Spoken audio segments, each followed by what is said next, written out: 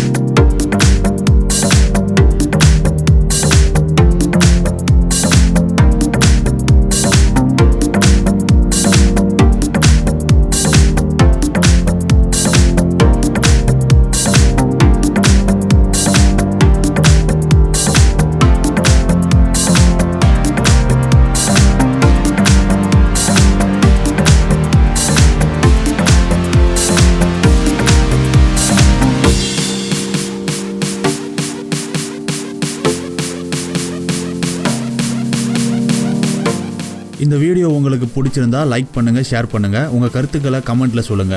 இந்த மாதிரி சுவாரஸ்யமான வீடியோக்களை உடனே பார்க்க நம்ம சேனலை சப்ஸ்கிரைப் பண்ணுங்க. அப்படியே பக்கத்தில் இருக்கிற பெல் பட்டனையும் கிளிக் பண்ணுங்க.